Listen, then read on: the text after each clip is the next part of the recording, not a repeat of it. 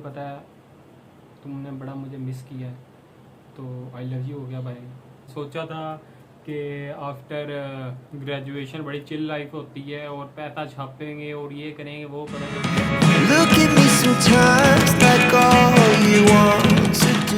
Hello, welcome back to the blog. अभी सुबह के तकरीबन 7:30 हो गए हैं। 8 बजे मेरी ड्यूटी है और भाई जिस तरह कॉलेज में लेट था इस तरह ड्यूटी में भी लेट है।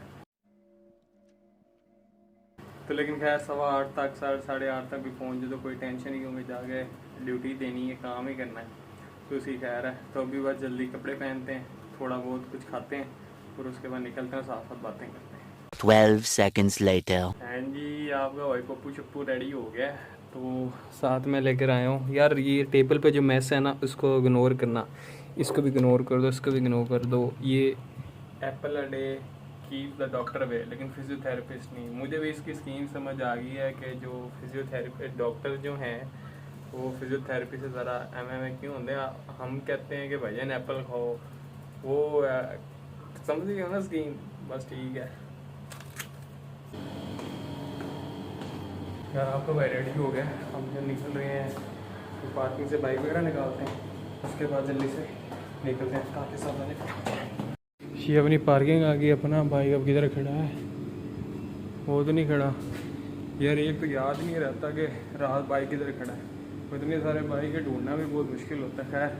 खैर बाइक से ढूंढते हैं, उसके बाद निकलते हैं यहाँ से।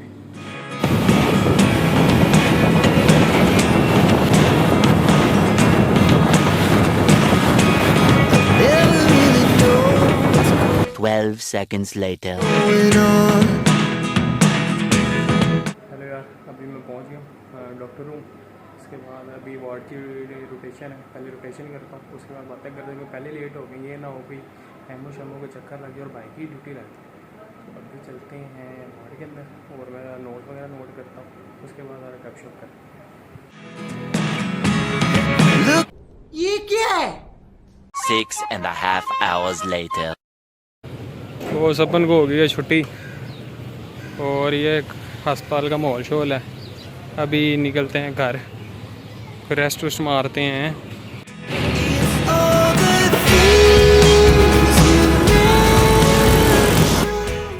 हेलो यार, इधर से तुमने देखा तो उधर से मैं आ गया हूँ ड्यूटी दे के। 5-6 घंटे की मत बज गई मेरी और नाश्ता वगैरह किया नहीं। अभी तो सबसे पहले जाते हैं ऊपर, नाश्ता वगैरह करते हैं, पार्किंग से निकलते हैं और फिर आपसे बातें करते हैं कि भाईजान आजकल क्या हो रहा है।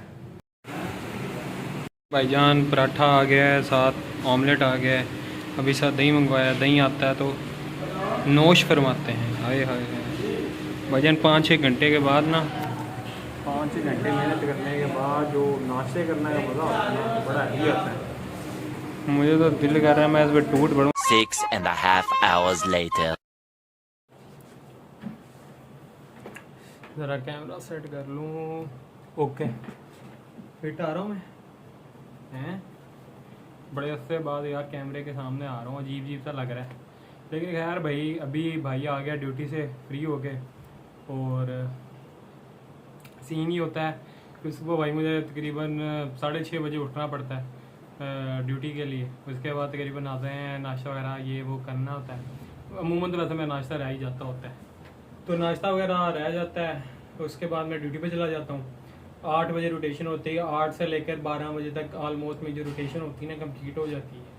उसके बाद क्या होता है कि मैं बैठ जाता हूँ, ओपीडी होती है, यानी कोई फॉलोअप वाला आ गया या कोई इस तरह वाला आ गया, सीन हो गया कि कोई न्यू पेशेंट है और उसको डायग्नोज वगैरह करना है, वो करते हैं और उसके बाद ड्यूटी एंड हो जाती है। ऑलमोस्ट जो मेरा वार्ड है वो 60 बेड्स का है, 60 पेशेंट्स का है, तो उन सारों की देखना होता है, फिजियोथेरेपी प्रोटोकॉल।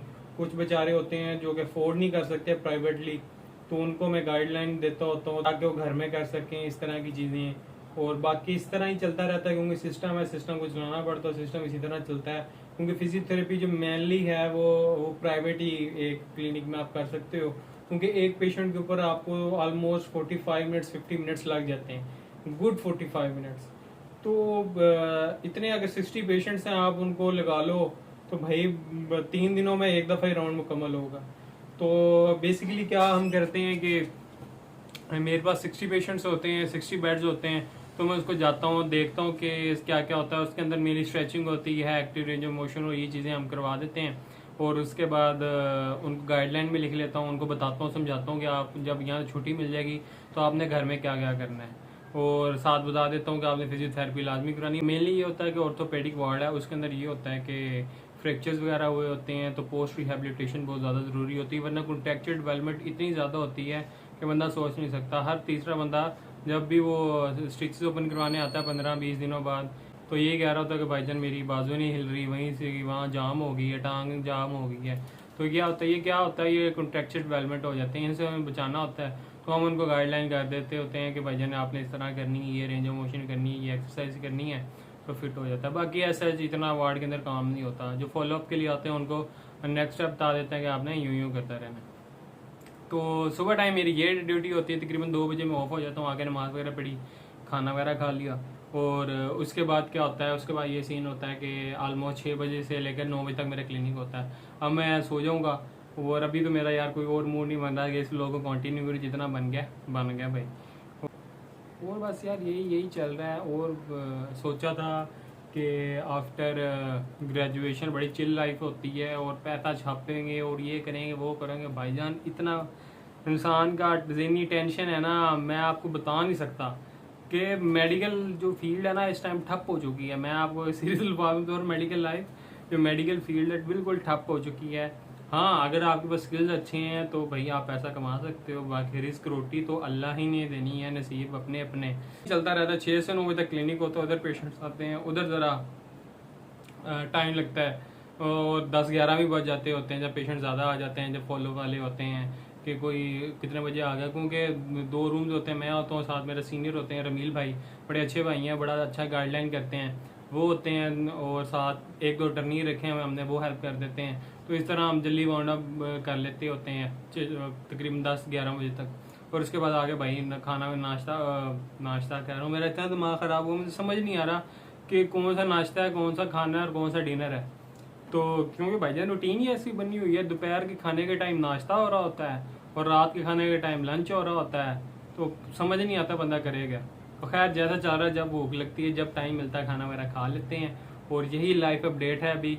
और व्लॉग्स का यार ये सीन है कि बहुत मुश्किल होती है, क्योंकि आपने देखा होगा कि वार्ड्स में इतना अलाउड नहीं होता, और वैसे भी अच्छा नहीं लगता, एक पर्सनल चीज़ होती है, एक पेशेंट होता है। कुछ पेशेंट्स तो वैसे ही मना कर देते होते हैं कि यार आप ना हमारी पिक्चर्स या वीडियोस ना बनाएं, प्राइवेसी इश्यूज होते हैं कि यार वो कोई देख लेगा या इस तरह का सीन होता है। खैर ये भी कई तरह के इश्यूज होते हैं, तो मैं मोस्टली अवॉइड ही करता होता हूँ कि वार्ड के अंदर मोबाइल को लेकर जाया जाए, आराम से अपनी आप ड्यूटी करें और उसके बाद करें। और हाँ भाई, मुझे पता है कि तुम्हें लग रहा है कि मेरी दाढ़ी शाड़ी बड़ी हुई है, सारा कुछ बना हुआ, मैं कबीर सिंह लग रहा हूँ इस टाइम, तो ऐसा कोई सीन नहीं है। अभी टाइम नहीं मिल रहा, तो इंशाल्लाह वीकेंड आ रहा है 2 दिनों के बाद, तो वीकेंड पे इंशाल्लाह, संडे की सिर्फ छुट्टी होती है, संडे को हमें यही काम करवाना होता है, तो संडे को इंशाल्लाह भाई लश पश हो जाएगा। और व्लॉग्स की भी यार ये चीज़ है कि व्लॉग्स इंशाल्लाह आने शुरू हो जाएंगे।